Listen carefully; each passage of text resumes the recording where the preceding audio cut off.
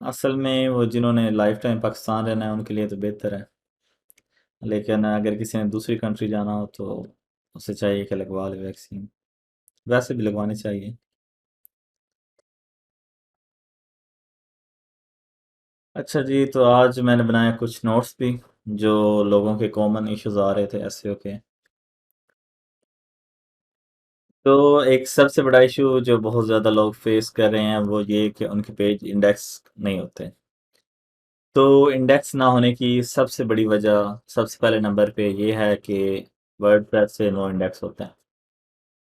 तो वर्डप्रेस से no index का क्या मतलब है वो हम अभी देखते हैं।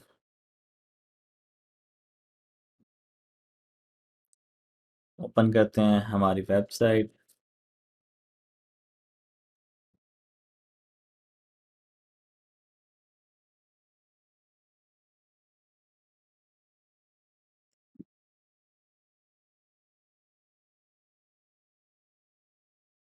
तो यहाँ से जाते हैं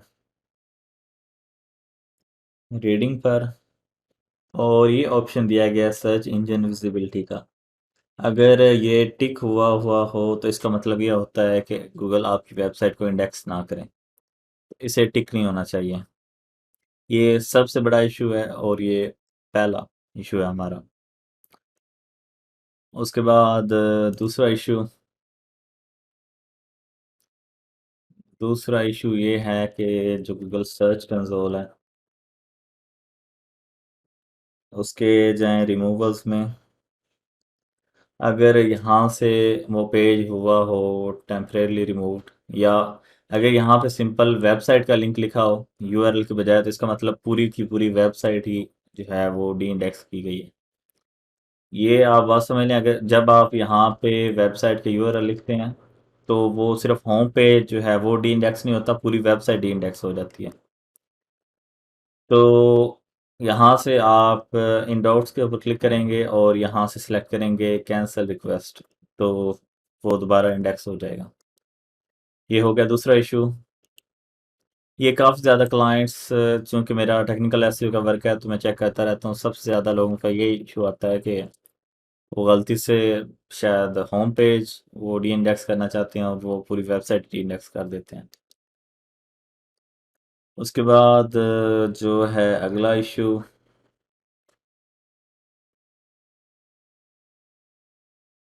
वो है no index from your settings. तो चलते हैं योस्ट में, यहाँ से सर्च अपीयरेंस।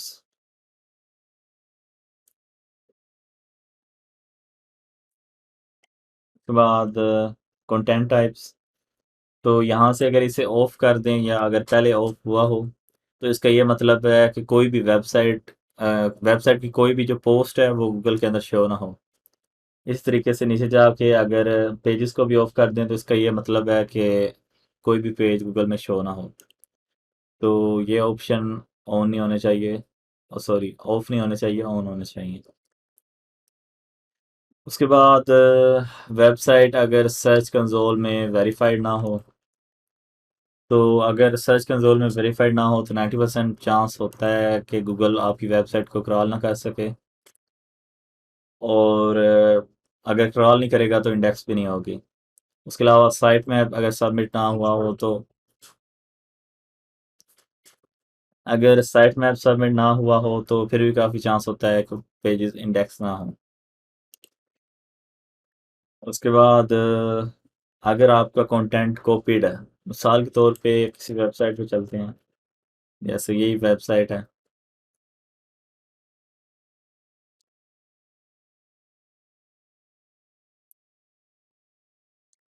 तो मैं ये सारा कंटेंट लेता हूँ और इसे exact word by word copy करके अपनी वेबसाइट के ऊपर न्यू पोस्ट बना के पेस्ट कर देता हूँ। तो 99% चांस है कि वो इंडेक्स नहीं होगा, क्योंकि गूगल पांडा जो है वो गूगल ने स्पेशल पेनल्टी बनाई है डुप्लीकेट कंटेंट के लिए। तो आपका पेज इंडेक्स नहीं होगा। उसके बाद थिन कंटेंट, गूगल पांडा जो है वो सख्त नफरत करता है थिन कंटेंट से।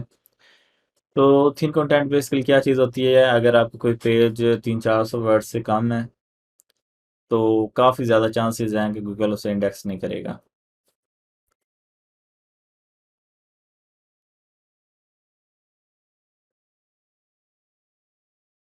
उसके बाद लो अथॉरिटी, जैसे कि न्यू वेबसाइट हैं तो ये लो अथॉरिटी होती हैं। अब हमारी वेबसाइट के काफ़ी पेजेस अभी तक इंडेक्स नहीं है। उसकी वजह यह है कि हमारी अथॉरिटी जो है वो अभी तक इतनी स्ट्रॉन्ग नहीं हुई। आप देख सकते हैं कि हमारे सिर्फ 2 आर्टिकल सही इंडेक्स जा रहे हैं, बाकी सही इंडेक्स नहीं हुए। वो भी हो जाएंगे इंशाल्लाह जल्दी। तो लो अथॉरिटी, उसके बाद सैंडबॉक्स न्यू वेबसाइट हो तो फिर भी वो हमारे पेजेस इंडेक्स नहीं होते। अगर ये ओल्ड होती तो इंडेक्स होने थे, चाहे अथॉरिटी ना भी होती। अच्छा, उसके अलावा एक जो लास्ट इशू है वो है रिपोस्ट डॉट टीएक्सटी का। ये मेंशन करना याद नहीं रहा। तो अगर डिसअवाउ स्लैश हुआ हो तो इसका ये मतलब होता है कि कोई भी पेज जो है वो गूगल में इंडेक्स ना हो। मिसाल के तौर पे यहाँ पे ये लिखा हुआ है slash W P dash admin, अगर ये ना होता और ये अलाउ वगैरह ना होता तो जितने पेजेस से वो सारे नो इंडेक्स हो जाने थे।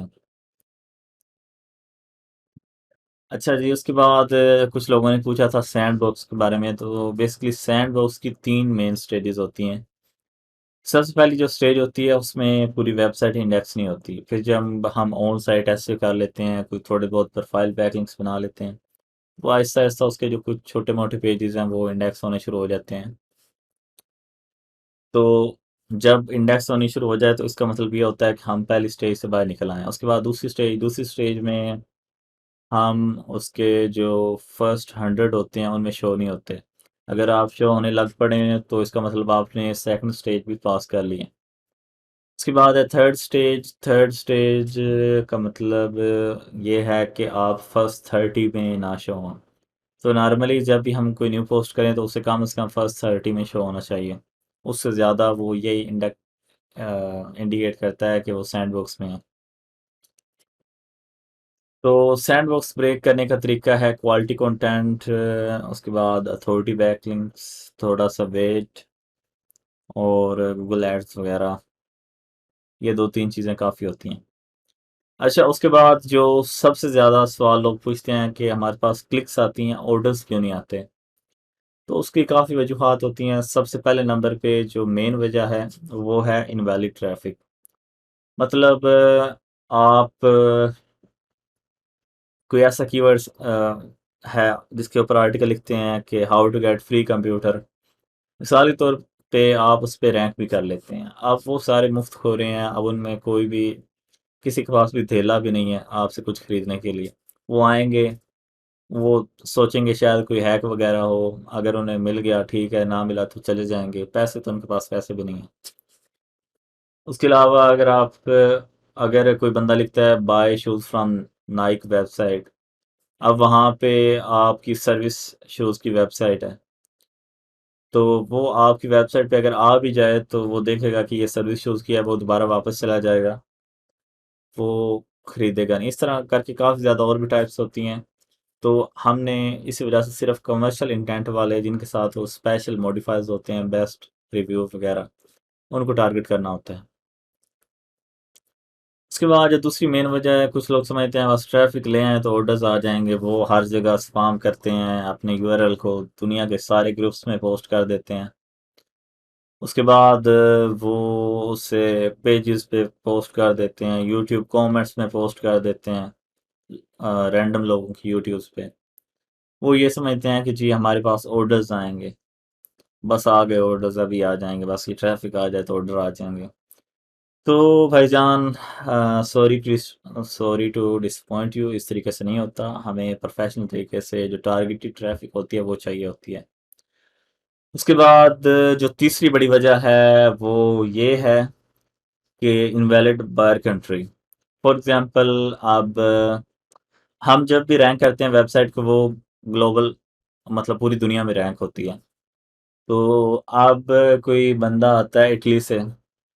अब अमेज़न का जो सबसे बड़ा मसला है, अमेज़न ने हर कंट्री के लिए एक अलहदा अमेज़न बनाया हुआ है। तो जब वो हमारे लिंक के ऊपर क्लिक करता है, वो फिर हमने यूएस के ऊपर साइन अप किया तो वो भी यूएस के ऊपर चला जाएगा। तो इसका बेसिकली हल ये है कि आप वन लिंक यूज़ करें। उसके अलावा एक पेड सर्विस है जीनियस, वो वैसे रिकमेंडेड नहीं है क्योंकि अमेज़न बैन भी कर सकता है। अमेज़न को थर्ड पार्टी चीज़ें अच्छी नहीं लगती। तो इस वजह से रिकमेंडेड है one link. One link use करें।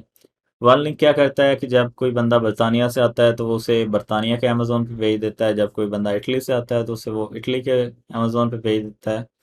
उसके बाद जब कोई बंदा फ्रांस से आए तो फ्रांस पे, काफ़ी 6-7 कंट्रीज़ हैं तो वहाँ पे वो भेज देता है।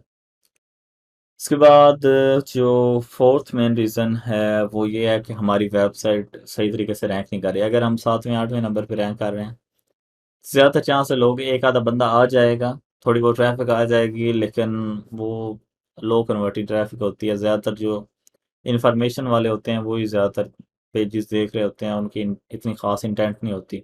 ज़्यादा इंटेंट वाले हमेशा ओपन करते हैं फर्स्ट 3 रिजल्ट्स को। उसके बाद इनकरेक्ट प्रोडक्ट लिंक, तो इसका मतलब ये है कि आप किसी गलत प्रोडक्ट को लिंक कर रहे हैं। ये भी काफ़ी हद तक मसले हो जाते हैं जब हम अपने वीए वगैरह से काम करवाते हैं, तो वीए को इतना ज़्यादा तजर्बा नहीं होता प्रोडक्ट का, तो वो गलत प्रोडक्ट को सही समझ के लिंक कर देता है, जिससे जब अब बायर जाएगा, जिसको कोई चीज़, जिसने वो चीज़ देखी अब वही वो चीज़ बाय करेगा, मतलब उसके अलावा वो कोई और चीज़ अगर वहाँ पे हुई तो वो परचेज़ नहीं करेगा। अच्छा, उसके अलावा पाकिस्तान की जो सबसे बड़ी बीमारी, सबसे बड़े मसले, वो हमेशा हमेशा हमेशा थर्ड पार्टी मैट्रिक्स के अराउंड रिवॉल्व करते हैं। पाकिस्तानियों को लगता है कि ये जो थर्ड पार्टी मैट्रिक्स हैं, ये सगे चाचे हैं गूगल के, या ये दुनिया को बेवकूफ़ बना के पीछे से ये सारे भाई बहन हैं और हमें बेवकूफ़ बना रहे हैं, और अगर हमने इनको इम्प्रूव कर लिया दुनिया के सारे जुगाड़ लगा के, तो हम जो हैं बहुत ऊपर रैंक कर जाएंगे।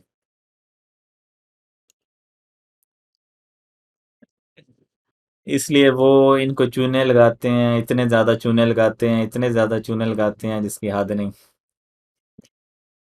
लोगों को 10-10 हज़ार देते हैं जी, हमारा सिर्फ डीए इंक्रीज कर दो।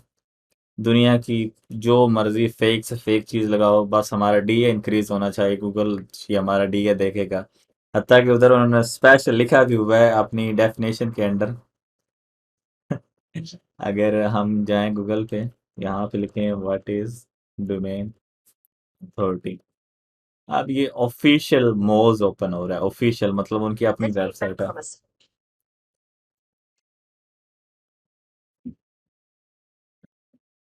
अब यहाँ पे ये देखें, उन्होंने एक बात स्पेशल बोल्ड करके बताई हुई है, domain authority is not a Google ranking factor and has no effect on search, लेकिन नहीं।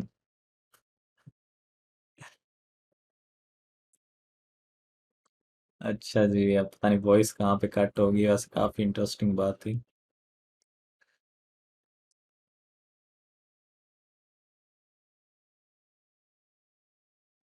अच्छा, आवाज आ रही है?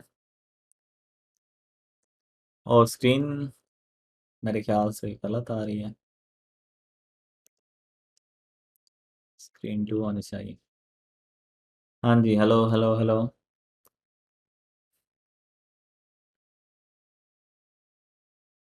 आवाज आ रही है अब, और स्क्रीन भी आ रही है। अच्छा, तो मैं कह रहा था कि पाकिस्तानी जो हैं बड़ी लाडली देसी शरीफ भोली भाली कौम है। तो पाकिस्तानियों में जो ये डीएसएलआर्स हैं, उनका बिजनेस काफ़ी माशाल्लाह खूब चमकता है। तो वही मैं बता रहा था कि वो बेचारे जिन्होंने ये बनाई है वो भी बता बता के मार गए हैं। उन्होंने बेचारों ने बहुत जगह हाईलाइट किया है कि भाई ये कोई ऑफिशियल रैंकिंग फैक्टर नहीं है, आप प्लीज़ हमें माफ़ कर दें। उन्होंने स्पेशल यहाँ पे बोल्ड करके भी लिखा हुआ है कि domain authority is not a Google ranking factor and has no effect on search. मतलब ये कि वो डीए जो है ये रैंकिंग फैक्टर नहीं है, अगर आपका 1000 डीए भी हो तो गूगल की रैंकिंग पे कोई इम्पैक्ट नहीं आएगा। लेकिन हमारे लोग मानने को तैयार ही नहीं होते। वैसे आप लोगों का क्या ख्याल है, डीए इम्पैक्ट करता है या नहीं रैंकिंग पे? अच्छा जी। वैसे कह तो सारे यही रहे हैं, लेकिन पक्का यकीन है काफी लोग हैं जो डीए इंक्रीज करवाते होंगे।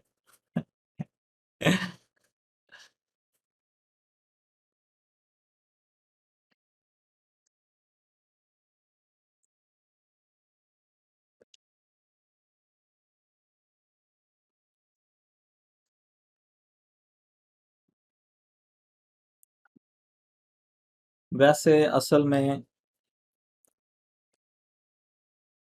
अगर ये मैनिपुलेट ना किया जाए तो जिस काम के लिए ये बेसिकली बनाया गया है डीए, वो मतलब बहुत काम की चीज़ है। इससे हम मेजर कर सकते हैं कि हमारी वेबसाइट कितनी पावरफुल है, अगर मैनिपुलेट ना हो तो। अगर मतलब नेचुरली अच्छी क्वालिटी के बैकलिंक्स दे के इंक्रीज किया जाए तो फिर ये मीनिंगफुल हो सकता है। लेकिन गूगल को इससे कोई फ़र्क नहीं पड़ता ये 1000 है 10 है, ये सिर्फ हमें बताने के लिए कि आपकी वेबसाइट की इतनी अथॉरिटी है बस।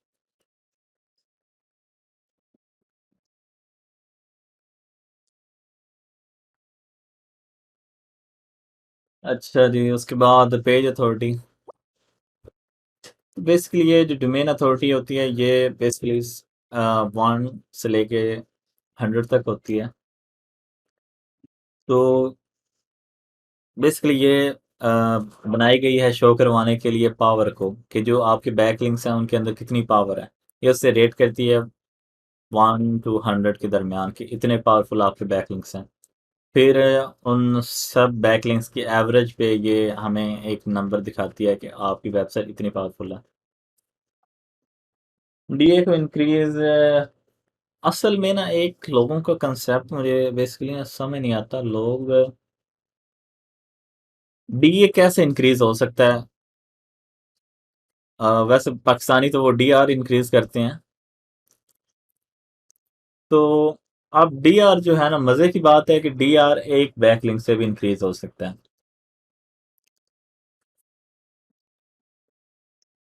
अगर किसी वेबसाइट को सिर्फ एक बैकलिंक आ रहा हो 89 80 90 डीए से,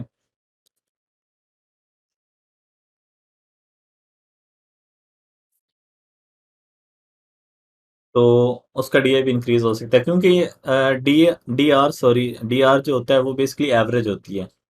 अब अगर एक बैकलिंक हो तो उसकी एवरेज की बेस पे भी हमारा डी आर इंक्रीज हो सकता है। टेक्निकल एसईओ एंड पे होगी इंशाल्लाह, और हम उससे भी डिटेल से करेंगे।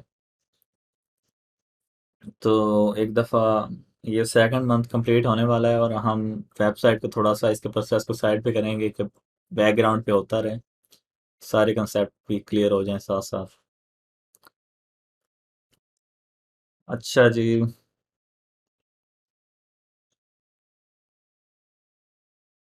What is crawl depth? Crawl depth basically technical SEO का हिस्सा है। क्रॉल डेप्थ का मतलब होता है कि अब ये जो होम पेज है,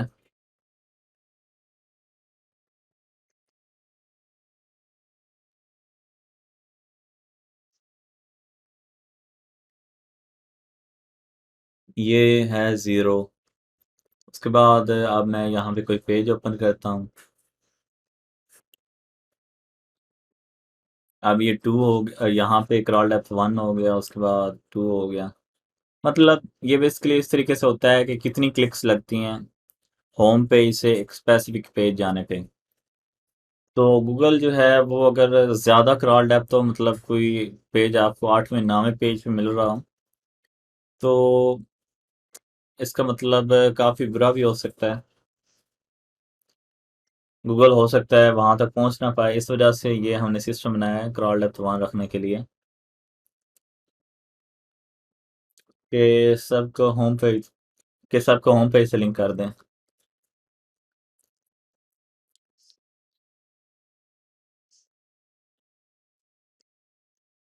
ऐसे वैसे अंदाज़ा तो नहीं लगाया जा सकता, लेकिन अगर वैसे इसके ऊपर अगर कोई स्टडी वगैरह की जाए तो वहाँ से पता चल सकता है। लेकिन काफ़ी इंक्रीज़ हो जाता है। मैंने काफ़ी ज़्यादा वेबसाइट देखी हैं जिनका डीआर बहुत ज़्यादा था और उन्हें बैकलिंक भी एक आधी वेबसाइट 60-70 तक भी आराम से कौन से हो सकता है, मेरे ख्याल से।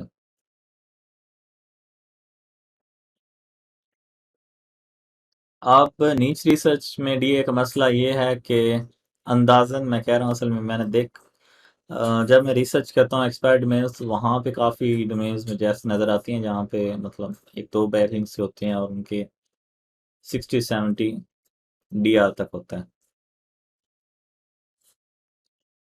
अच्छा, नीच रिसर्च में अब मसला ये है कि हो सकता है अगले बंदे ने डीए मैनिपुलेट किया हो, मतलब अब चूंकि हर बंदा ही डीए मैनिपुलेशन की सर्विसेज बाय कर रहा है, तो इसमें अब हमें तो नहीं पता हो सकता कि उसका जो डीए है वो कितना असली है कितना नकली है। आप कोशिश किया करें वेबसाइट के जो टोटल इंडेक्स पेजेस हैं उनको देखें, वहाँ से काफ़ी अंदाज़ा हो सकता है कि वेबसाइट कितनी पुरानी है या कितना गूगल की नज़र में उसकी इम्पोर्टेंस है।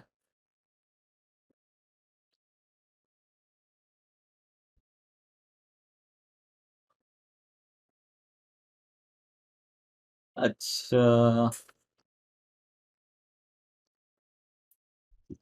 पीए पेज अथॉरिटी, उसके बाद है ट्रस्ट फ्लो, टीएफ।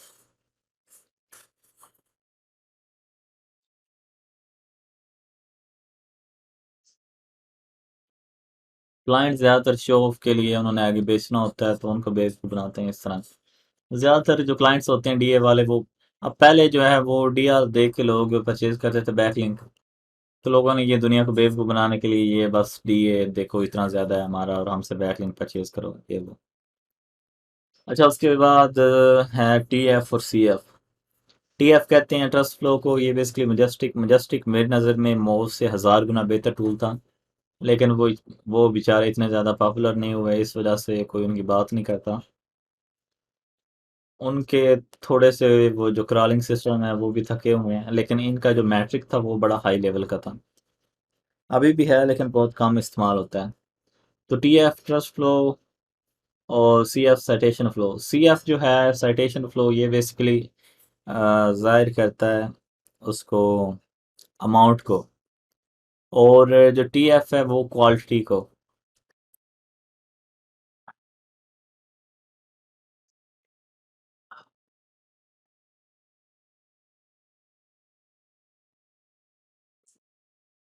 तो ये बेसिकली अगर वन वन इक्वल वन की रेशो हो इनमें, तो इसका मतलब ये है कि आपके बैकलिंक सारे के सारे क्वालिटी के हैं। अगर आपका जो साइटेशन फ्लो है वो 50 हो और ट्रस्ट फ्लो 10 हो, इसका मतलब आपके बैकलिंक्स बहुत ज़्यादा लो क्वालिटी के हैं। मतलब ये वाला नंबर जो होता है ना ट्रस्ट फ्लो का, ये कोशिश करनी होती है कि हमेशा साइटेशन फ्लो के नंबर के करीब तर हो। तो हम ये वैसे चेक कर सकते हैं इनकी वेबसाइट से।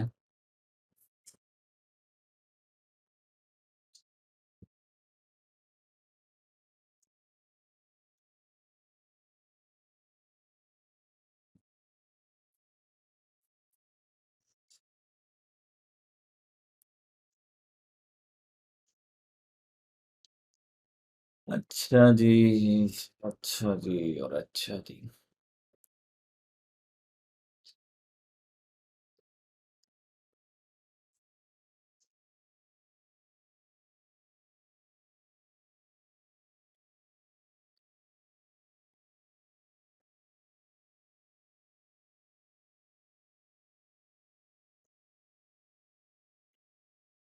तो इनकी हिस्ट्री अभी तक क्लियर नहीं हुई, काफ़ी ज़्यादा बैकलिंक्स हमने रिमूव भी कर दिए हैं, वो भी अभी तक शो हो रहे हैं यहाँ पे। तो यहाँ पे आप देख सकते हैं हमारा ट्रस्ट फ्लो काफ़ी कम है और साइटेशन फ्लो 21 है। अगर ये भी 21 होता तो इसका मतलब हम एक्सट्रीम हाई क्वालिटी के जो बैकलिंक्स है वो ले रहे हैं। अगर इन दोनों का सेम होता, यहाँ पे अगर किसी और वेबसाइट पे चेक करें जैसे कि है फाइनल डेस्कटॉप, आप इनकी क्वालिटी देख सकते हैं कि इनकी क्वालिटी काफ़ी हद तक बेहतर है। मतलब 27 है और ट्रस्ट फ्लो 12 है, मतलब काफ़ी हद तक दरमियाने लेवल का है। अगर ये 20 होता तो इसका मतलब बहुत ज़्यादा हाई लेवल के बैकलिंक थे हमारे। तो इस तरह करके काफ़ी अच्छा टूल है इनका, लेकिन जैसे कि आपको बताया काफ़ी कम यूज़ हो रहा है। कि हमें बैकलिंक भी बता देता है कि इंग्लिश वेबसाइट से कितने हैं और दूसरी वेबसाइट से कितने हैं।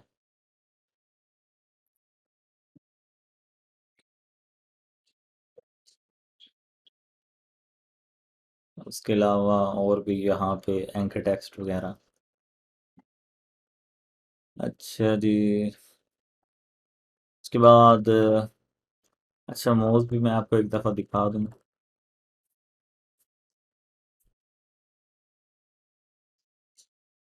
वो असल में जो हमारी वेबसाइट का मसला है वो ज़्यादातर एक गलती हो गई थी। वो उसके वेबसाइट के बैकलिंक काफ़ी हद तक स्पाम ही थे। मैंने दोबारा चेक किया तो पता नहीं लास्ट जब फर्स्ट टाइम देखा तो मेरी इतनी ज़्यादा नज़र नहीं पड़ी उसके ऊपर।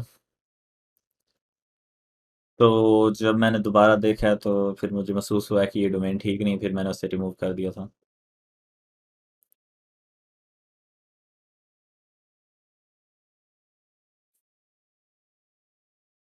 आप उस डोमेन का चेक कर सकते हैं, ट्रस्ट फ्लो, साइटेशन फ्लो। अच्छा उसके बाद डी ए पी ए आप चेक कर सकते हैं मोड से।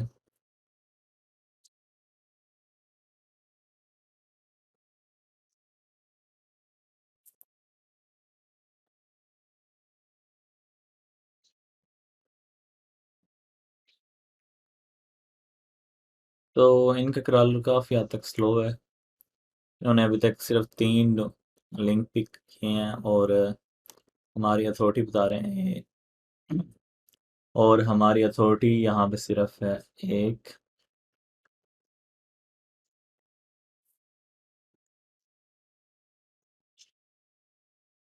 ये बेसिकली जितने पेज हमें लिंक कर रहे हो ये उस चीज़ को रिप्रेजेंट करता है।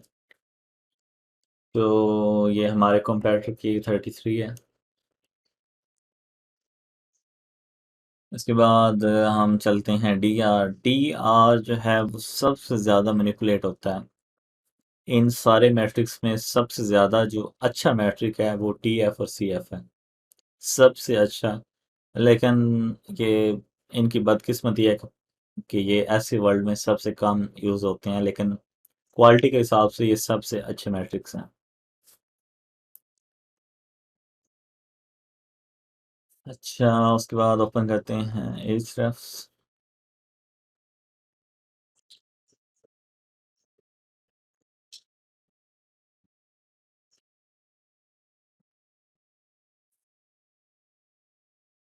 हाँ जी, अथॉरिटी हासिल होगी तो फिर जैसे उनके आर्टिकल रैंक हुए हैं वैसे हमारे भी होंगे।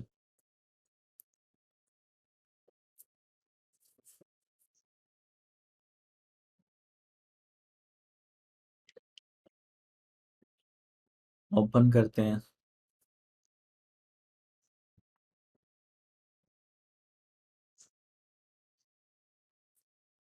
गूगल के बाद जो दूसरा सबसे बेहतरीन क्रॉलिंग सिस्टम है वो एच के बाद एच के पास है। सबसे फास्टेस्ट, सबसे बेहतरीन। तो यहाँ पे ये लिखी हुई है डोमेन रेटिंग। तो बेसिकली जैसे वो मोज चेक करता है और मजेस्टिक चेक करता है, इस तरीके से ये भी चेक करते हैं। इनका भी 0 से लेके 100 तक है।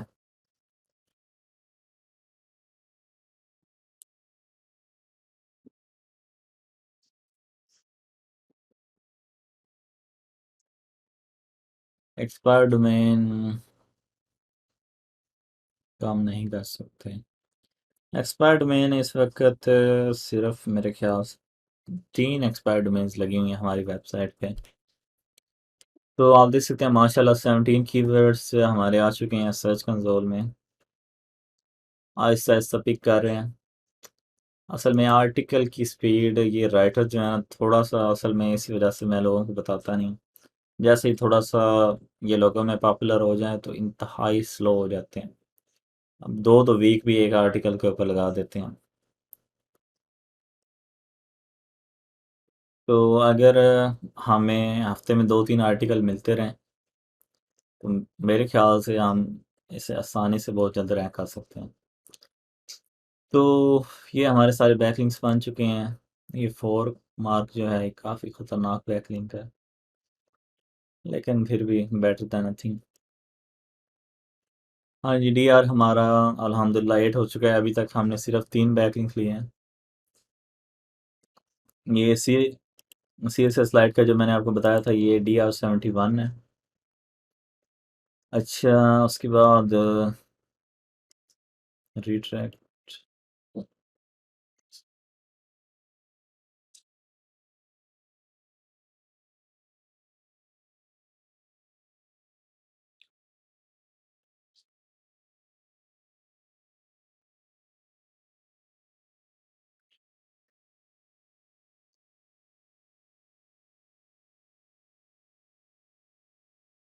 ये जो हमने प्रोफाइल बनाया था, ये भी आ गया। अच्छा जी, ये प्रोफाइल, ये हमने गेस्ट पोस्ट ली है।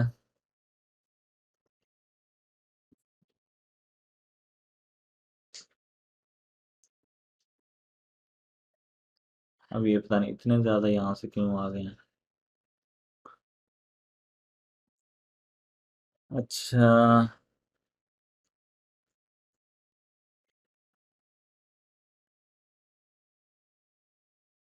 तो ये देख सकते हैं, ये हमारा बैकलिंक। 3 गेस्ट पोस्ट लिए हैं हमने लास्ट वीक। वो मैं आपको ग्रुप से दिखा देता हूँ। और डेड चीप हैं, सिर्फ और सिर्फ $5। कुछ लोग इसे 500 में भी दे रहे थे, उनका भी मैंने शेयर कर दिया।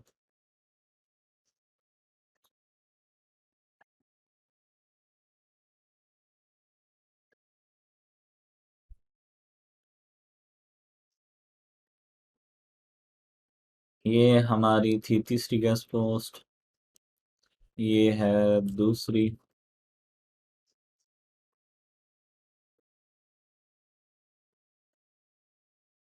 और ये है पहली। 3 अल्हम्दुलिल्लाह हमारी ये हो चुकी हैं पोस्ट। अथॉरिटी हमारी काफ़ी हद तक बिल्ड होनी शुरू हो चुकी है। अच्छा, एक क्वेश्चन की मुझे ना समझ नहीं आई, बार बार लोग कह रहे थे सर जी हमारी नीच ये है और उसके ऊपर किस तरीके से बनाएं। तो वो क्वेश्चन थोड़ा सा जो है ना, मुझे बेसिकली समझ नहीं आया। अब ये देखें, बेसिकली हम जो प्रोसेस कर रहे हैं वो कोई नीच स्पेसिफिक तो नहीं है, मतलब ये जो हमने किया है।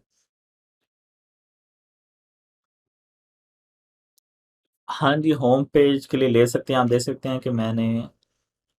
अच्छा, वो काफ़ी लोग ये भी पूछ रहे थे कि जो सबसे बड़ी रीज़न क्या है रैंक होने की। तो जो फाइनल डेस्कटॉप और वाट इन पीसी वगैरह, परफेक्ट टेक, इनकी जो सबसे बड़ी रीज़न है, एक तो थी इनके 301 रीट्रेट्स, नीच रेलिवेंट, ये सबसे बड़ा फैक्टर था। दूसरे नंबर पे जो इनका सबसे बड़ा फैक्टर था, वो थे इनके डोमेन बेस्ड बैकलिंक्स। आप देखेंगे कि उनके आर्टिकल स्पेसिफिक बैकलिंक्स बहुत ही कम है, लेकिन उनके जो दूसरे आर्टिकल्स हैं वो without any backlinks first number पे रैंक कर रहे हैं। तो उसकी वजह ये है कि ये इस तरह की गेस्ट पोस्ट लेके उनकी जो डोमेन अथॉरिटी है वो काफ़ी ज़्यादा इंक्रीज़ की गई है। तो ये बैकलिंक लिया है मैंने होम पेज के लिए, ये लिया है मैंने आर्टिकल के लिए, उसके बाद ये दोबारा लिया है होम पेज के लिए। तो वैसे आर्टिकल से ज़्यादा अगर आपकी होम पेज अथॉरिटी पर आप फोकस करें तो वो ज़्यादा बेहतर रहता है। होम पेज अथॉरिटी ज़्यादा होगी तो आपके सारे आर्टिकल रैंक करेंगे। अगर एक आर्टिकल को आप टारगेट करेंगे तो फिर वो एक ही रैंक करेगा, या जिसको आपने इंटरनल लिंक किया।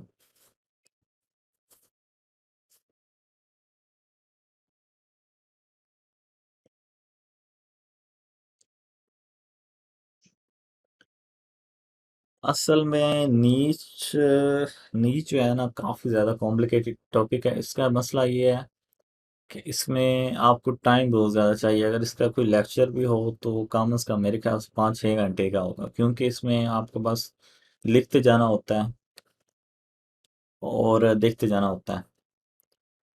नीच रिसर्च का जो सबसे बेहतरीन तरीका है, आप कोई टॉपिक ले लें, कोई मेन टॉपिक, कीवर्ड सर्च करते जाएं और डोमेन्स देखते जाएं। वहाँ से फिर आप कॉम्पीटिंग डोमेन्स देखें, फिर इस तरह करके वन बाय वन आपको वेबसाइट्स एक्सप्लोर करनी पड़ेंगी।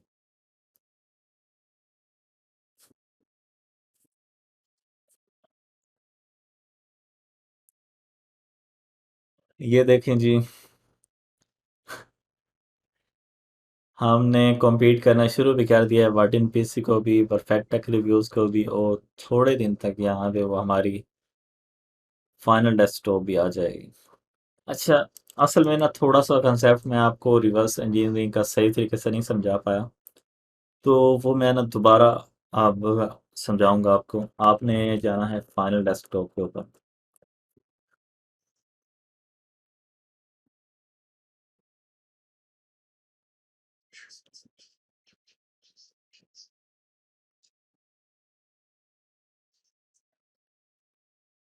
यहाँ पे आपने जाना है बैकलिंक्स।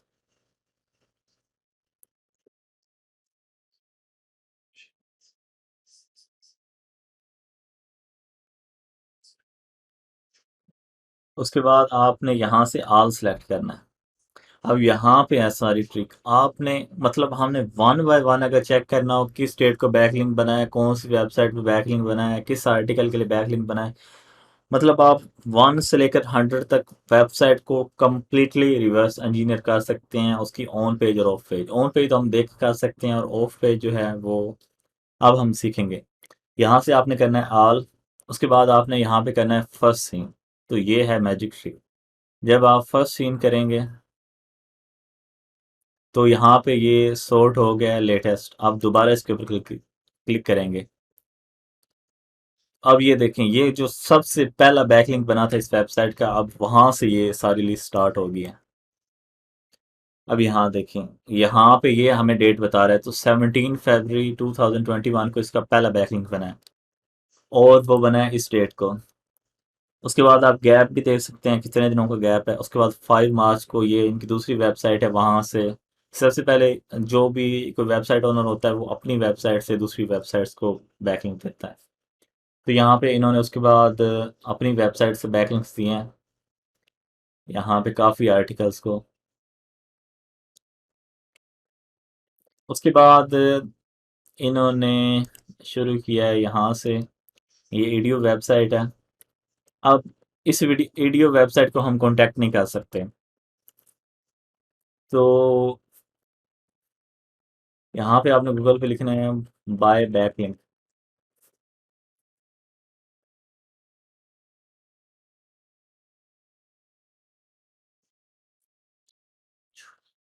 तो यहाँ पे आप देखें काफ़ी ज़्यादा वेबसाइट्स आ गई हैं जो जो ये बैकलिंक सेल कर रही हैं।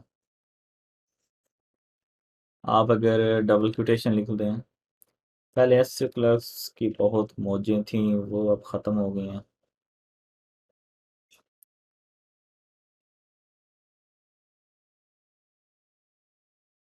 ये देखें एस क्लर्क पे भी मिल रहा है।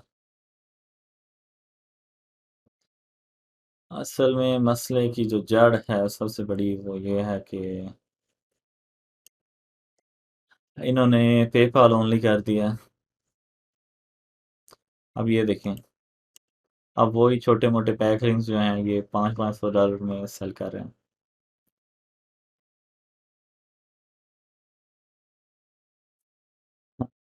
हमने वैसे अगर लेना हो तो यहाँ से लेंगे। असल में वही मैंने आपको बताया ना, पेपाल की वजह से मसला है, लेकिन इसका भी इंशाल्लाह मैं कोई हल ढूंढूंगा। तो अब ये देखें, सबसे पहला बैकलिंक इन्होंने सॉरी लिया 28 मार्च को इस वेबसाइट से। उसके बाद अगला बैकलिंक इन्होंने लिया 31 मार्च को। वो ये बैकलिंक है, ये बेसिकली ऑटो जनरेटेड बैकलिंक है। ये वो स्पामी वेबसाइट जो ऑटो जनरेट करती हैं। उसके बाद इन्होंने जो अगला बैकलिंक लिया वो लिया इन्होंने टाइम बिजनेस न्यूज़ से। तो इसी तरीके से ये ही मास्टर स्ट्रेटजी है कि आपने ऑन पेज तो आप देख के भी अंदाज़ा जो मैंने पॉइंट्स आपको बताए हैं वो फोकस कर सकते हैं। उसके बाद ऑफ पेज आपने इस तरीके से करनी है कि वन बाय वन। और ये तरीका मुझे समझ नहीं आ रही कि आप पता नहीं क्यों इसको लाइट ले रहे हैं। ये बेसिकली एक यूनिवर्सल तरीका है, ये हर नीच के ऊपर अप्लाई किया जा सकता है, ये इस नीच के ऊपर स्पेसिफिक नहीं है। और अगर आपने बड़ी अथॉरिटी अगर करोड़ों वाली वेबसाइट बनानी है तो वो इसी तरीके से आप बना सकते हैं, इसमें थोड़ा बहुत खर्चा भी आपको करना पड़ेगा। अच्छा, तो ये आर्टिकल अब आ गया। उसके बाद ये बना है 1 अप्रैल को, उसके बाद ये 5 अप्रैल को। बनाया है 4 मार्क, ये बेसिकली कोई लिंक लिंक बुक मार्किंग यहाँ पे भी आप पोस्ट कर सकते हैं, यहाँ से मैंने बैकलिंक ले लिया हुआ है। उसके बाद यहाँ पे बनाया प्रोफाइल बैकलिंक, तो ये भी मैंने बना लिया हुआ है। उसके बाद ये जो इमेज वाले बैकलिंक होते हैं ब्लॉग स्पॉट के, ये मैं आपको बता दूं, ये आपको बहुत ज़्यादा फेस करने पड़ेंगे। ये बेसिकली एक ऐसी, अब ना क्या करे, ये एक पता नहीं किस नमूने ने ये बना के छोड़े हुए हैं।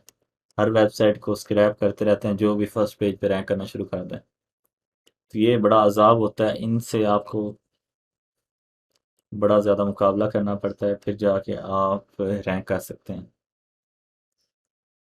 अच्छा, उसके बाद ये वेबसाइट आ रही है, ये देखिए, ये भी ऑटो जनरेटेड कंटेंट है। उसके बाद यहाँ पे ये जो इमेज लिखा हो ना और ब्लॉग्स फोटो, इसका मतलब आपने पहले समझ जाना है कि ये स्पाम है। अच्छा, ये बेसिकली ये ऑटो जनरेटेड है, ये मेरे ख्याल से उसका बैकलिंक है। अगर यूआरएल को देखा जाए तो ये यही बैकलिंक है ईडीयू का। उसके बाद ये इमेज, हाँ, अच्छा, उसके बाद ये आप देख लें, ये जो ज़्यादातर इस तरह के डोमेन वगैरह होते हैं ये भी ऑटो जनरेटेड ही होते हैं। उसके बाद ये बैकलिंक, ये भी आपको बता दूं, जहाँ भी ये सोर्स लिखा हो ना, सोर्स इक्वल आगे डोमेन का नेम, ये कोई भी दुनिया का बेवकूफ़ इंसान ही होगा शायद जो खुद इस तरह के बैकलिंक ले। ये बैकलिंक जो होते हैं ये ज़्यादातर जो स्क्रैपर्स वगैरह होते हैं ये उनकी तरफ से होते हैं। आप देखें इनका यूआरएल भी सेम है, मतलब ये स्क्रैपर ने बनाया लिंक, नो फॉलो। ये चीज़ें आप समझ सकते हैं काफ़ी हद तक अपने कंपेटिटर से भी, जैसे हम यहाँ पे देख रहे हैं डेट्स पे लिखे हुए हैं, यहाँ से भी हम अंदाज़ा लगा सकते हैं कि उन्होंने कौन सी, ये आप देखें दो दो एक एक दिन के गैप के बाद बैकलिंक बनाया गया है। कुछ बैकलिंक जो हैं वो सेम डेट पे भी हैं, जैसे कि ये, तो आप काफ़ी हद तक एक दिन में दो तक बना सकते हैं। उसके बाद यहाँ पे बनाया गया है, तो इंशाल्लाह जब नेक्स्ट वीक हम आएंगे तो इन वेबसाइट्स पे भी हमारे बैकलिंक्स बने होंगे। अच्छा, उसके बाद काफ़ी एक मंथ के बाद रिडायरेक्ट किया गया वेबसाइट को, तो आप देख लें कि उसके सारे बैकलिंक आ गए हैं। उसके बाद ये भी वही, जहाँ भी ये स्लैश वेबसाइट स्लैश डोमेन का नेम आ जाए, इसका मतलब ये भी ऑटो जनरेटेड है। ये जो जो मैं आपको स्पामी बैकलिंक्स की पहचान बता रहा हूँ ये भी आपने याद रखनी है, ये बहुत ही ज़्यादा इंपॉर्टेंट है। उसके बाद यहाँ पे ये देख लें, ये भी वेबसाइट, ये भी ऑटो जनरेटेड है। उसके बाद ब्लॉग स्पॉट, ये 301 रिट्रैक्ट है।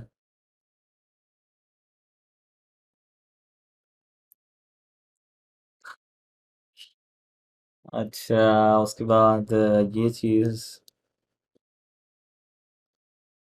तो बेसिकली ये ऐसे लग रहा है जैसे किसी बंदे ने बैकलिंक दिया हो, क्योंकि ये है नो फॉलो। कोई भी बंदा नो फॉलो आर्टिकल के लिए पैसे नहीं देता।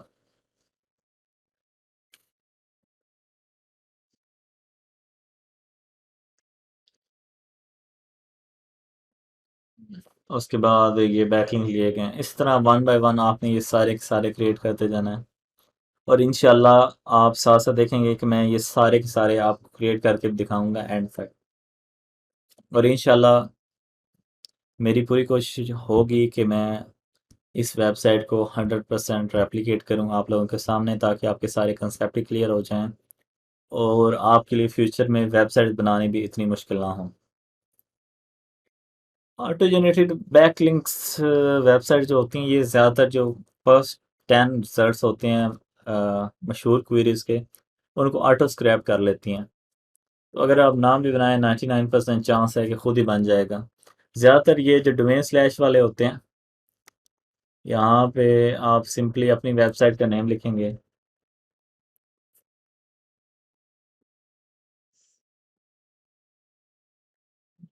तो यहाँ पे ये देखें खुद ही रिव्यू दिया गया है।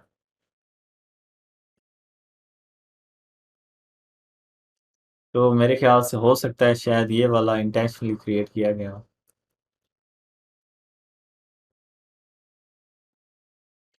हम भी खुद ही रिव्यू दे देते हैं अपने आप को। गेमिंग से थोड़ा।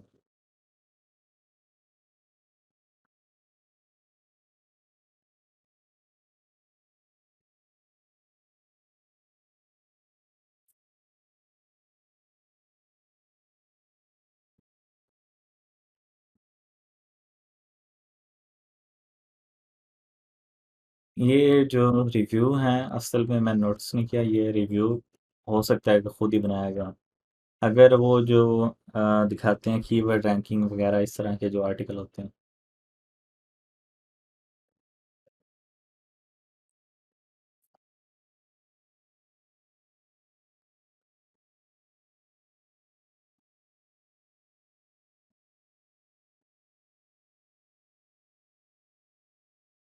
हाँ जी, इसमें आप बेसिकली देख सकते हैं कि बैकलिंक्स कब बनाए गए हैं और किस वेबसाइट से बनाए गए हैं।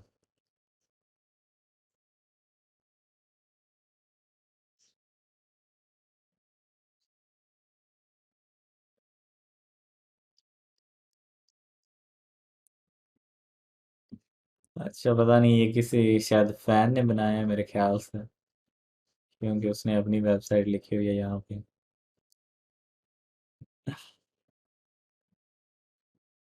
अच्छा जी।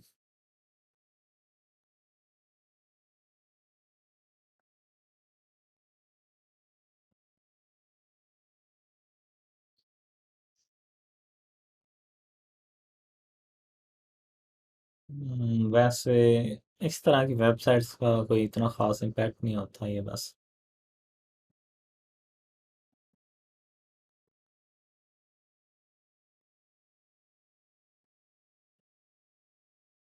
शायद हो सकता है कि इन रिव्यूज़ वेबसाइट से गूगल कोई ट्रस्ट फैक्टर वगैरह लेता हो।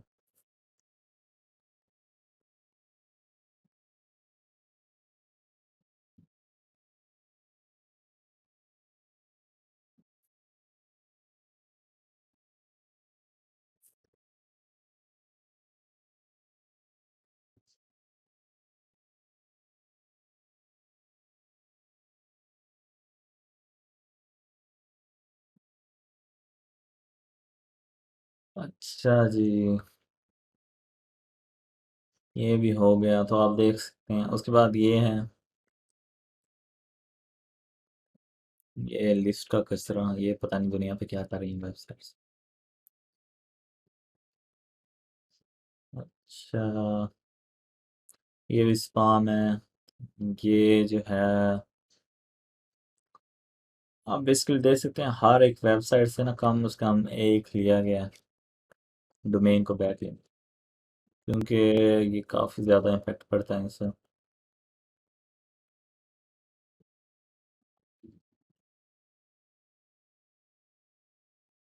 लिनोवो से हमने लिया था, शायद अब तक रिमूव हो गया।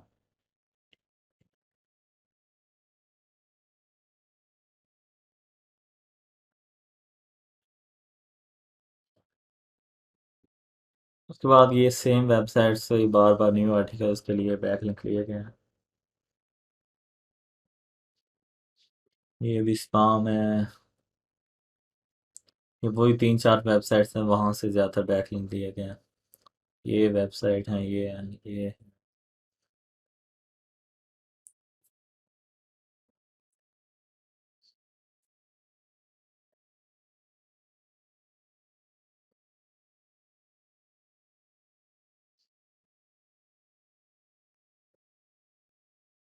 उसके बाद यहाँ से लिया गया है।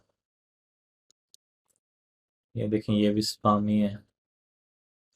नाम से पता चल जाता है स्पामी है, ये रैंडम सा नेम दिया गया है। अच्छा, ये भी ऑटो जनरेटेड है।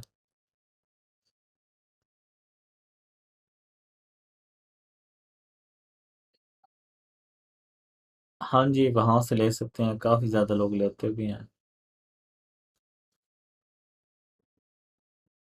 उसके बाद रीडायरेक्ट, वीडियो बैकलिंक,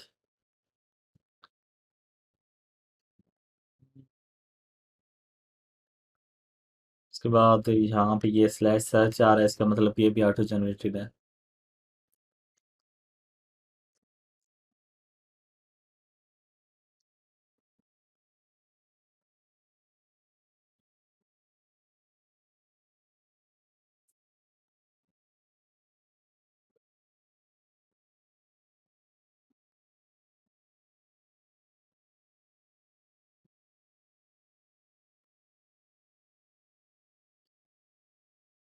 अच्छा जी, सेल्फ ग्रोथ से लिया गया, नो फॉलो।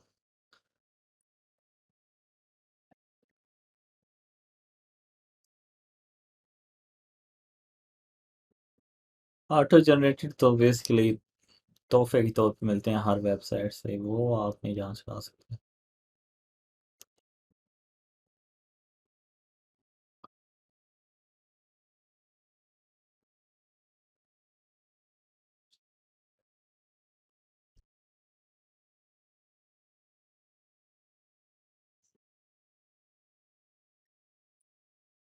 उसके बाद ये 301 बहुत ही ज़्यादा यूज़ हुए हैं। उसके बाद ये आर्टिकल सबमिशन वेबसाइट।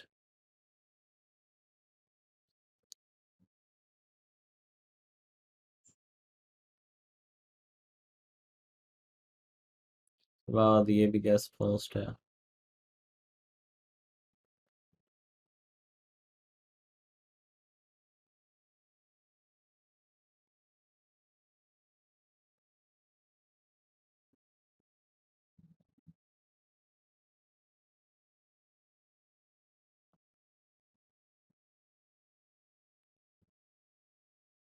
वैसे मेरे अंदाजे के मुताबिक ये सारे $5 के मैक्सिमम 60-70,000 होगा मैक्सिमम,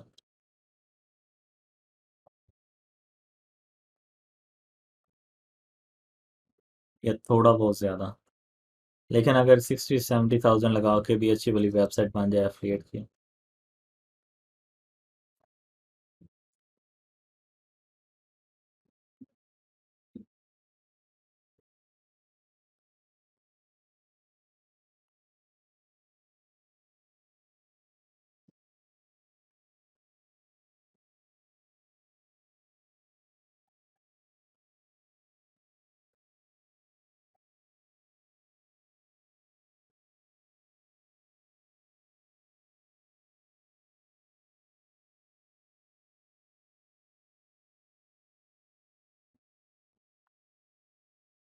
तो बैक लिंक, रिवर्स इंजीनियरिंग के सबके कंसेप्ट क्लियर हो चुके हैं, जितना भी लास्ट लेक्चर में और इसमें बताया है। रिवर्स इंजीनियरिंग कम से कम क्लियर है सबकी।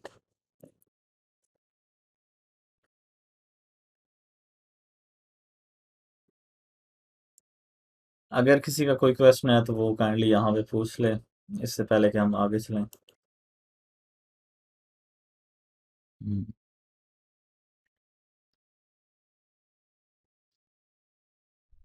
उसकी डीआर वगैरह साथ लिखी हुई है, वो देख लें। अगर ज़्यादा लो क्वालिटी की है तो ना बनाएं, रेलिवेंसी भी देख लें।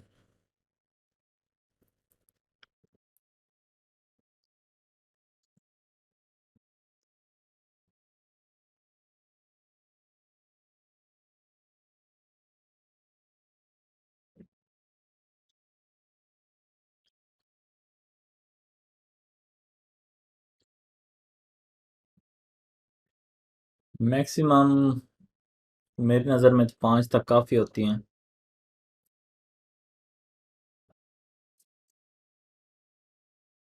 अच्छा जी, कीवर्ड पर आर्टिकल के बजाय होम पेज रैंक हो जाता है।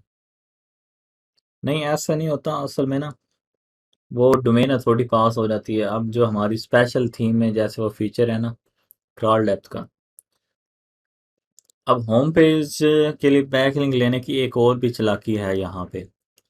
अगर आप देखें ना, वो जैसे हमने वो फीचर बनाया हुआ है सारा, तो बेसिकली जो फीचर यहाँ पे है, सारे आर्टिकल होम पेज पे हैं। अब क्या होता है, जब बैक लिंक लिया जाता है तो वो अथॉरिटी एक आर्टिकल को अगर हम दें तो वो सिर्फ एक में पास होती है। अगर अब होम पेज को दें और ये वाला फीचर भी हो क्रॉल डेप्थ 1 का, तो वो अथॉरिटी सब में शेयर हो जाती है, मतलब वो एक आर्टिकल की बजाय सारे के सारे आर्टिकल रैंक होना शुरू हो जाते हैं।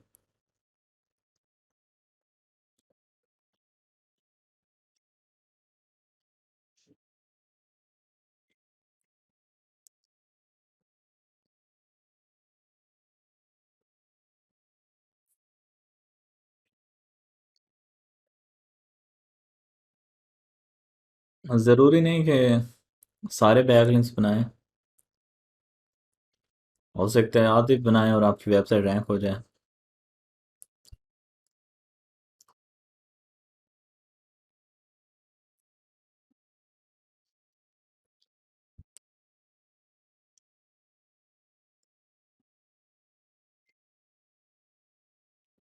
पीसी गेमर से हमने भी बैकलिंक लिए हुए हैं।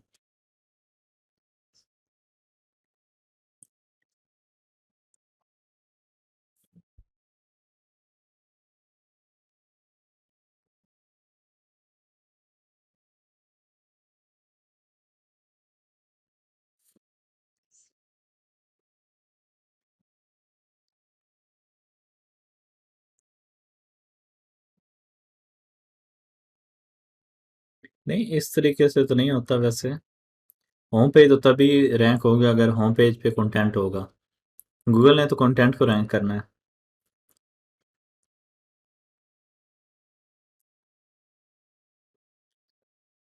सबसे सिक्योर बैकलिंक्स जो हैं वो नीच रेलिवेंट हों, हाई अथॉरिटी हों, लेकिन लेस एक्सपोज्ड हों।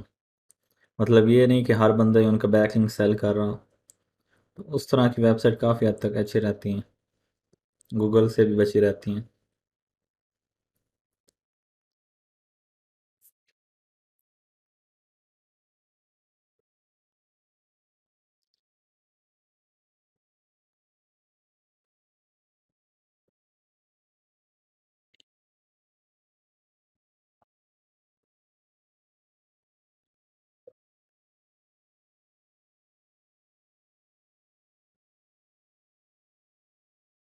साइलो का कॉन्सेप्ट जैसे कि मैंने रिसेंट लेक्चर में बताया था कि वो उसका कॉन्सेप्ट बेसिकली यही होता है कि उसने जो रिलेटेड आर्टिकल्स होते हैं उनको उसने लिंक जूस पास करना होता है, और कोशिश यही होती है कि किसी और आर्टिकल में लीक ना हो।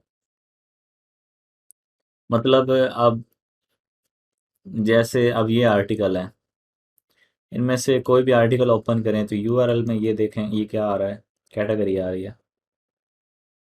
तो इस तरीके से अब ये हो रहा है कि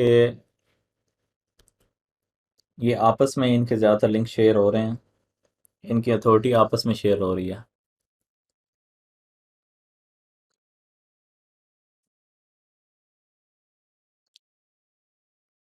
अगर उसका डीआर अच्छा हो तो ले सकते हैं, वैसे ज़्यादातर आपको ट्रैफिक के ऊपर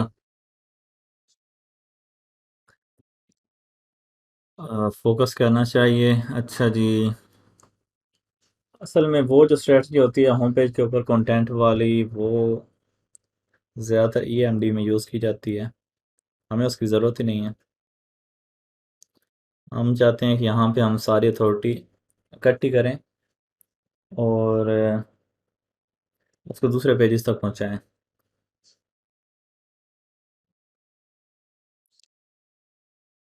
ड्रॉप्स का मतलब रैंकिंग ड्रॉप या कोई और चीज़?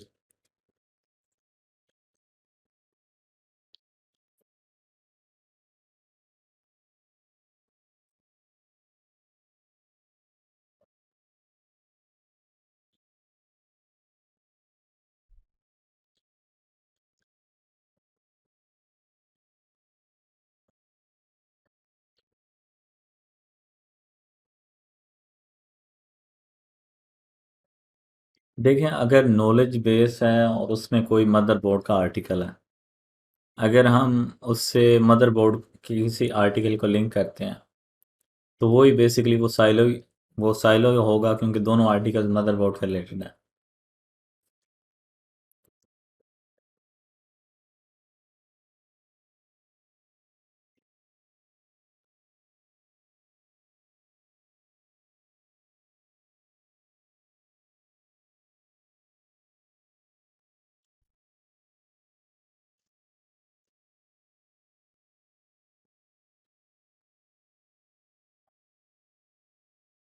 अच्छा जी, लगता है सबके क्वेश्चन हो गए हैं क्लियर।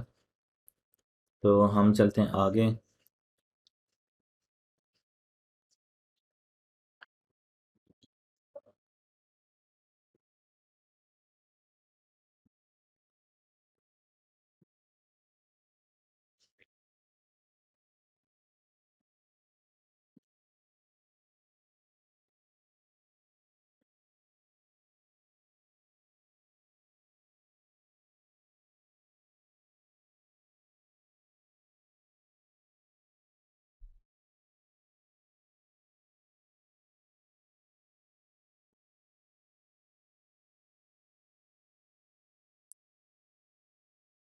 फाइनल डेस्कटॉप जो है ये बेसिकली बनाई गई है ह्यूगो में मेरे ख्याल से, और नेटलिफाई है।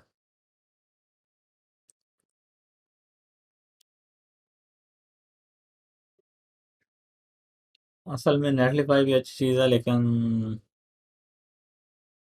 उसकी काफ़ी कुछ मसले मसाइल हैं।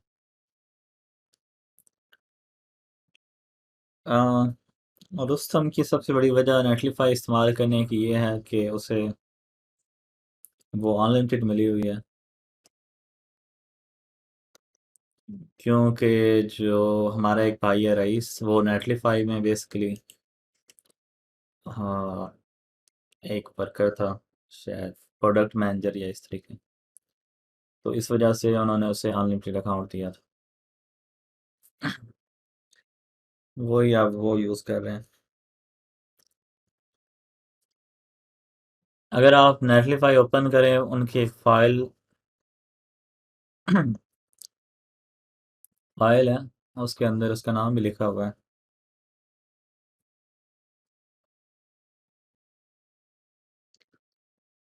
तो ये भी काफ़ी फ़ायदे होते हैं अगर आप किसी कंपनी में हो। काफ़ी एडवांटेज मिलता है, लाइफ टाइम अनलिमिटेड सारे रिसोर्सेज।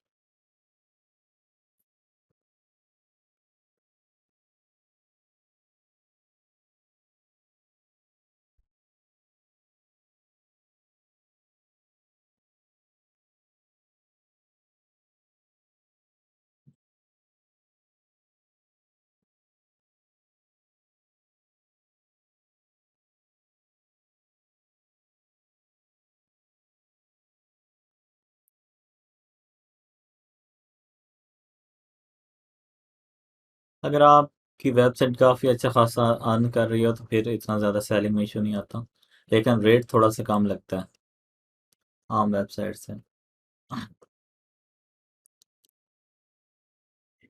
अच्छा जी, अब चलते हैं कीवर्ड रिसर्च की तरफ।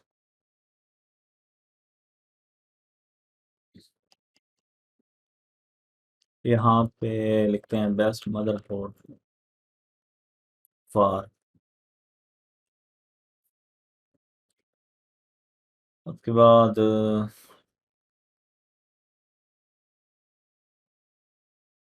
यहाँ से मैचिंग टर्म्स। तो ये बेसिकली हम डिस्कस कर रहे हैं कीवर्ड रिसर्च यूजिंग एhrefs। तो यहाँ भी ये सारे के सारे आ गए आर्टिकल।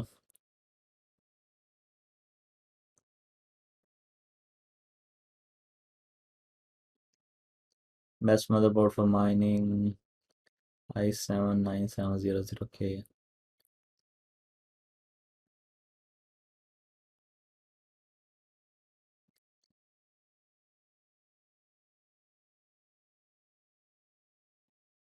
तो इस तरीके से जो हो लो वो हम कर लेंगे पिक। हमने हमेशा मेन पिक करने होते हैं जिनमें ये इस तरीके से आ जाए बेस्ट वी 550। तो इसको हम पिक नहीं कर सकते हैं, इसको पिक किया जा सकता है, इसकी ज़ीरो है। इसके अलावा इसको पिक कर सकते हैं, इन पे हम आसानी से रैंक कर जाएंगे, इसे नहीं। इसकी सिर्फ वन है, इसकी भी सिर्फ वन है, इसकी सिर्फ वन है, इसकी भी सिर्फ वन है।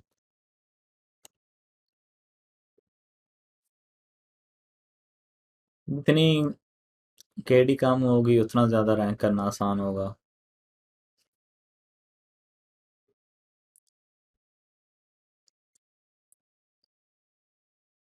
लेकिन कोशिश करें कि आप अगर न्यू वेबसाइट बनाएं तो 10 से कम हो।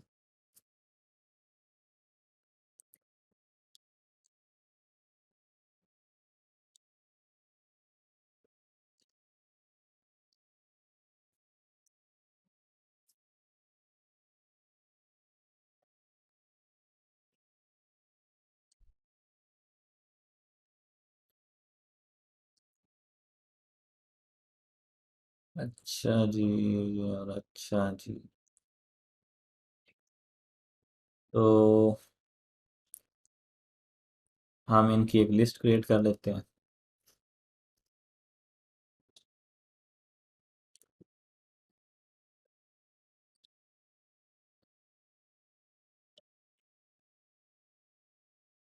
यहाँ से ओपन करते हैं गूगल शीट्स।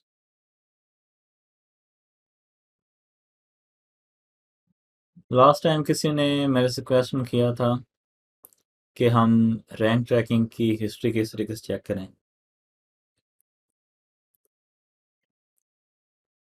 तो मेरे ख्याल से तो कोई टूल शायद नहीं है जो हिस्ट्री दिखा सके। लेकिन अगर आप किसी बंदे को हायर कर लें जो कि डेली बेस पे हिस्ट्री चेक करता रहे, जैसे कि मैंने किया हुआ है, तो आप जितनी भी लाइफ टाइम पुरानी हिस्ट्री है वो सारी की सारी देख सकते हैं।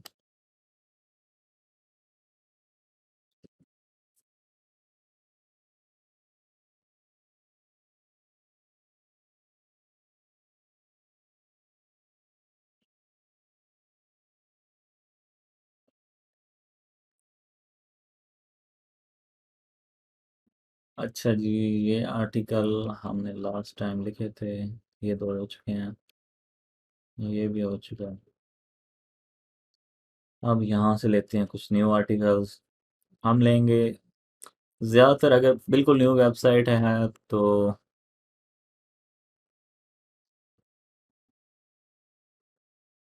ज़ीरो के डी जो है परफेक्ट रहता है।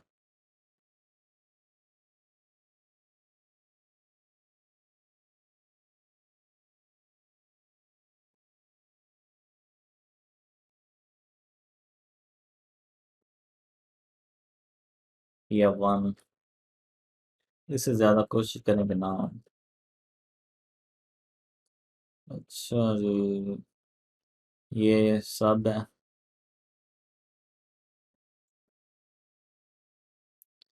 तो इसको यहाँ पे आप कंपेयर कर सकते हैं दोनों को।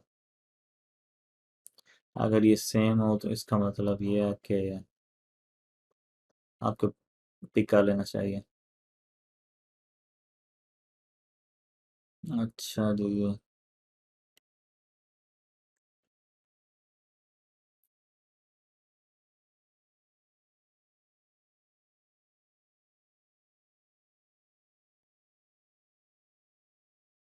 इसके बाद चलते हैं टू पे।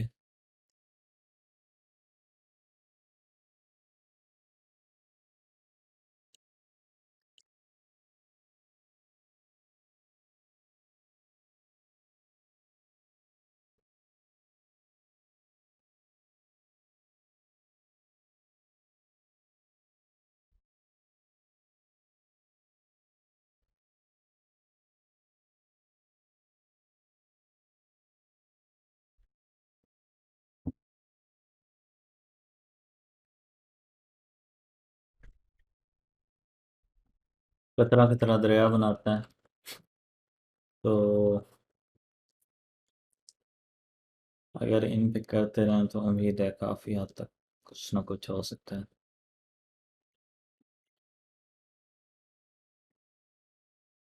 Ryzen 7 20।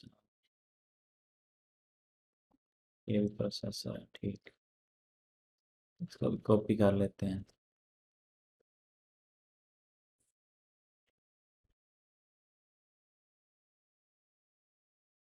ये है दोनों पेरेंट और हैं, ये कॉपी कर लेते हैं।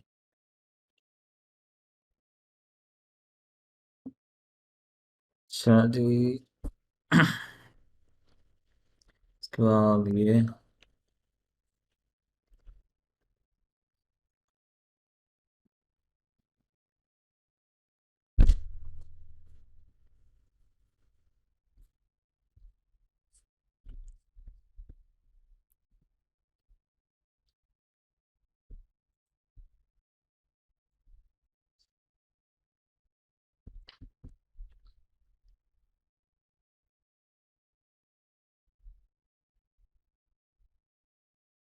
ये भी हो गया।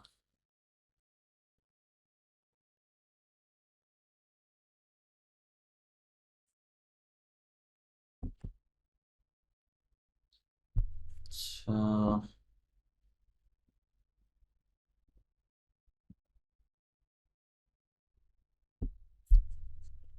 ये भी हो चुका।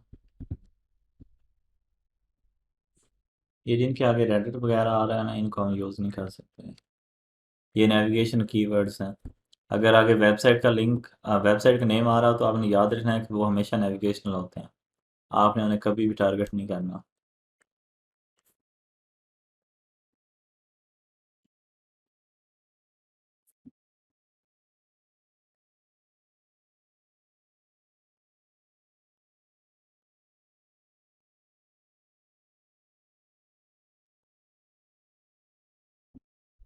तो एक दफ़ा ये आर्टिकल्स काफ़ी हैं। तो यहाँ तक अगर अगर किसी का कोई क्वेश्चन वगैरह है तो वो काइंडली पूछ लें।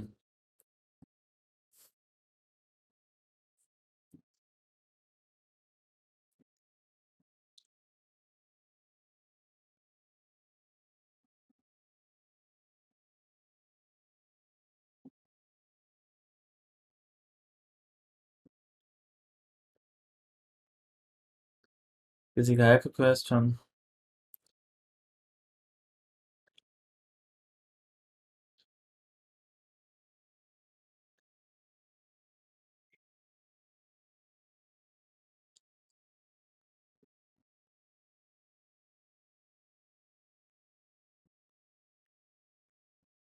नेटलिफाई जो है उससे एक दफ़ा बंद किया हुआ है, एक दफ़ा हम सिर्फ वर्डप्रेस के ऊपर फोकस कर रहे हैं। अब ये देखें, ये जैसे इधर आ गया रेडिट। अब मैं ये लेता हूँ और गूगल पे सर्च कर लेता हूँ। अब आपने जितना अच्छा भी आर्टिकल लिखा हो, ये देखें, गूगल जितने भी रेडिट के ऊपर इसके रिलेटेड टॉपिक्स हैं वो सारे दिखाएगा। आपके आर्टिकल को कभी भी नहीं दिखाएगा, जितना ही पावरफुल क्यों ना हो। क्योंकि ये नेविगेशनल कीवर्ड है, यहाँ पे वेबसाइट का नेम आ गया। यहाँ तक ये कमर्शियल था। कमर्शियल के आगे उन्होंने ये वेबसाइट का नेम डाल के इसे नेविगेशनल बना दिया।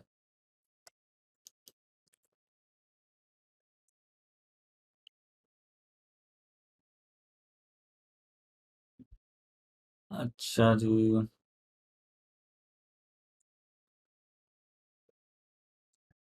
वो भी इतना खास नहीं होता आंसर द पब्लिक।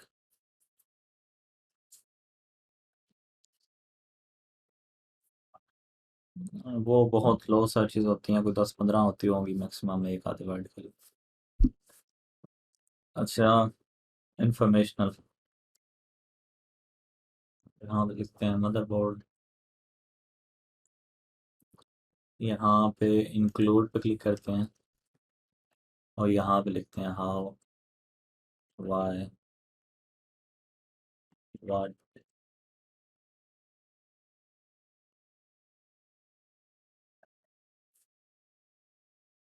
ये कर देते हैं जी अप्लाई।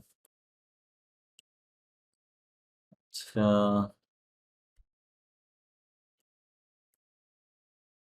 एनी वर्ड सेलेक्ट करना था। ये देखें काफ़ी हाई लेवल के आ रहे हैं, तो ये देखें अब यहाँ पे ये क्वेश्चन कीवर्ड आ गया और इसका सर्च वॉल्यूम भी काफ़ी है। अब ये इंफॉर्मेशनल आर्टिकल है।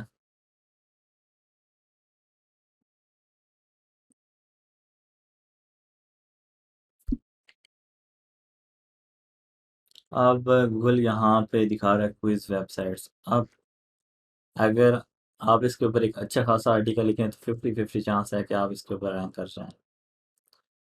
ये भी क्विज हो सकता है। तो जो ज़्यादा लंबे होते हैं उनके चांस होते हैं कि वो क्विज हैं, तो उन पे ज़्यादातर क्विज वेबसाइट जो हैं वो रैंक करती हैं। अब ये देखें, इसकी वन है, इसको देखते हैं।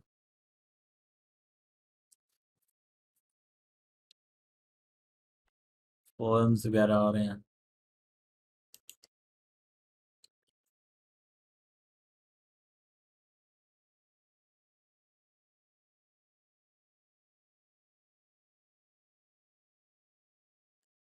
वैसे कोशिश तो करें, मेरा तो थोड़ा सा एक्सपीरियंस है, लेकिन आप कोशिश करें कि मैनुअली भी चेक करें। अगर पॉसिबल हो तो एज वगैरह भी देख लें, वहाँ से भी आपको काफ़ी अंदाज़ा हो जाएगा। अच्छा, तो यहाँ पे देखें, थर्ड नंबर पे फोरम आ रहा है, सेकंड नंबर पे पीडीएफ आ रहा है। तो इसका मतलब है कि हम आसानी से सेकंड पोजीशन तक तो रैंक कर सकते हैं। हो सकता है हम फर्स्ट को भी टेक ओवर कर लें।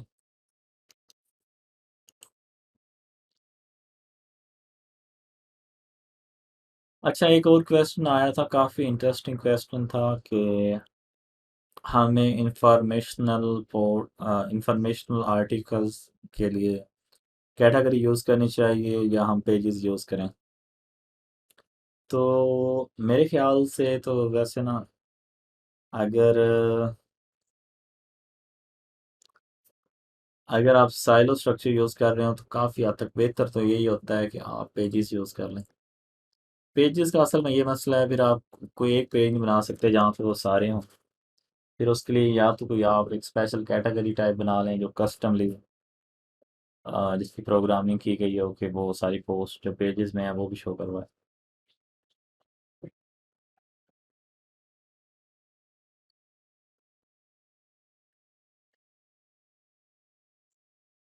तो यहाँ पे देखें, उन्होंने काफ़ी अच्छा आर्टिकल लिखा हुआ है। तो हमें भी इस तरह का चाहिए होगा अगर हमने इन्हें compete करना है।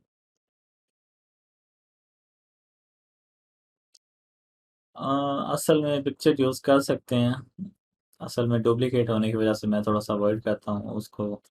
थोड़ा सा फ्रेम वगैरह लगा के या कोई थोड़ा बहुत यूनिक बना के अगर यूज़ करें तो ज़्यादा बेहतर रहता है। अच्छा, उसके बाद कहाँ पे थे हम? कहाँ खो गए हम?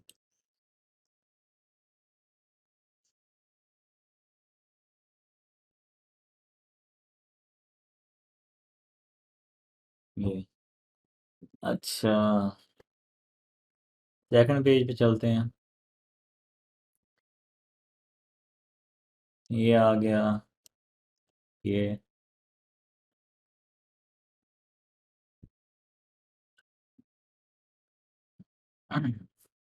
उसके अलावा आप एक और काम भी कर लें तो काफ़ी बेहतर है। यहाँ पे मिनिमम 0 से लेके 10 करते हैं।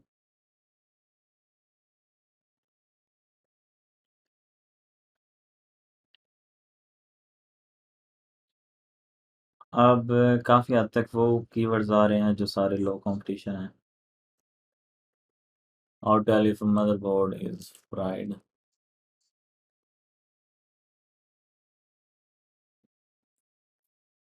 वो फिर सीजनल कीवर्ड होगा, रिस्की होगा। आपकी मर्जी, अगर रिस्क ले सकते हैं तो। अच्छा, how long does a motherboard last? How know if motherboard is bad?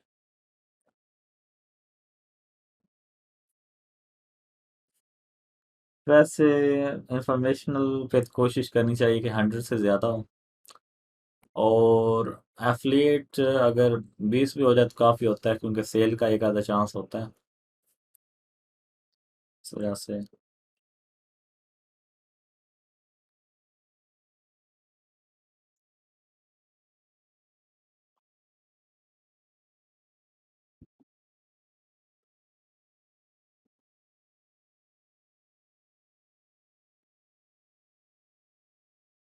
उसके अलावा साइट पे यहाँ पे काफ़ी अच्छे फ़िल्टर दिए गए हैं, जिनमें ये कीवर्ड आ रहे हो आप उन्हें सेपरेट कर सकते हैं।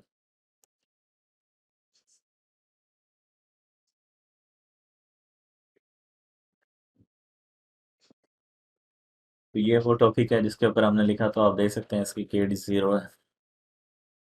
मतलब हमने काफ़ी अच्छा आर्टिकल चूज़ किया था।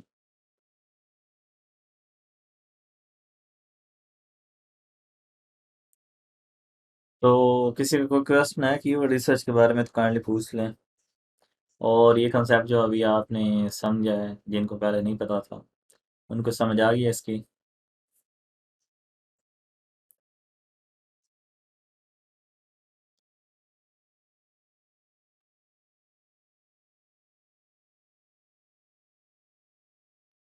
कीवर्ड प्लानर जो है वो, वैसे सच पूछें तो वो भी इतना ख़ास एक्यूरेट नहीं है। और एचरेफ जो है ये थर्ड पार्टी, इनके पास डाटा कलेक्टर होते हैं, उनको यूज़ करते हैं। इन्होंने एक पोस्ट भी लिखी थी शायद उसके बारे में। तो उसको, और उसको जमा करते हैं उसमें गूगल कीवर्ड प्लानर में, और फिर शो करवाते हैं। EMD जो है वो आप लोगों के लिए रिकमेंडेड नहीं है, क्योंकि बहुत ही ज़्यादा रिस्की है, और अगर आप लोग चूज़ करेंगे तो काफ़ी ज़्यादा लोग पेनल्टी लगवा लेंगे। हाँ जी, शुरू में हाई रैंक हो जाएंगे इंशाल्लाह, वो भी अथॉरिटी इंक्रीज़ कर रहे हैं।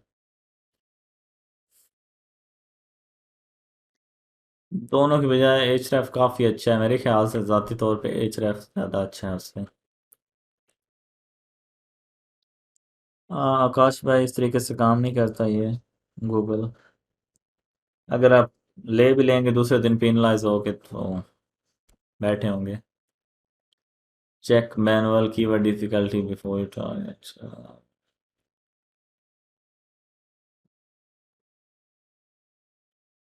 हाँ जी, चेक करना चाहिए। मैनुअल तो ज़रूर चेक करनी चाहिए आपको। केडी अगर 50 हो, लेकिन सर हाँ जी, हो सकती है रैंक।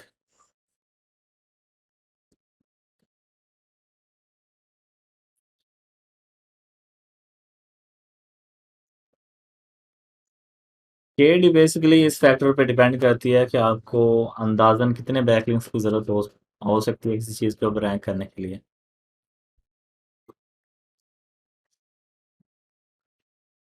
अच्छा जी, उसके बाद एक चीज़ जो रह गई थी वो है सर्च का, गूगल एनालिटिक्स।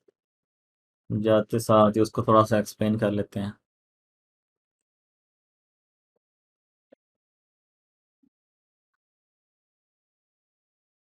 अच्छा जी, I think this is the best. ठीक। तो ये कंसोल भी मेरे ख्याल से रिसेंटली अपडेट हो चुका है। वैसे न्यू इंटरफेस मैं खुद पहली दफ़ा देख रहा हूँ। तो हमारे पास आ चुके हैं 832 लोग, यूज़र्स।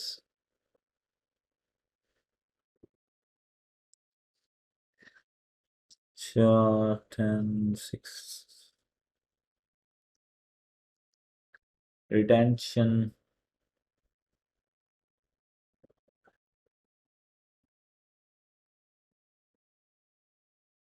इंगेजमेंट,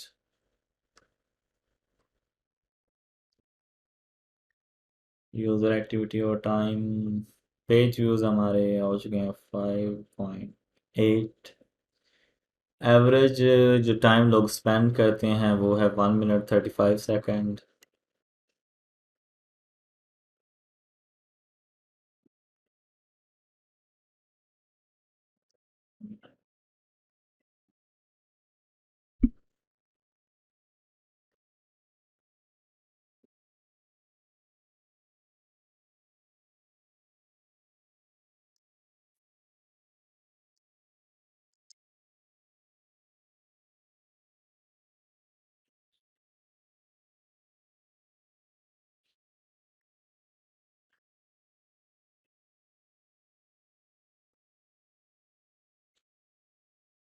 उसके बाद ये रियल टाइम होते हैं।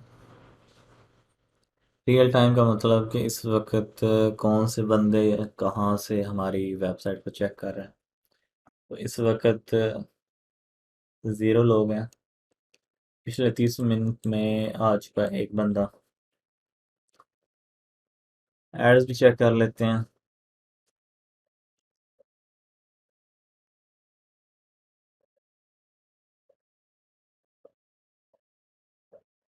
हमने जल्दी जल्दी 3 सेल्स भी लानी है, उसके लिए कोई जुगाड़ लगाना पड़ेगा।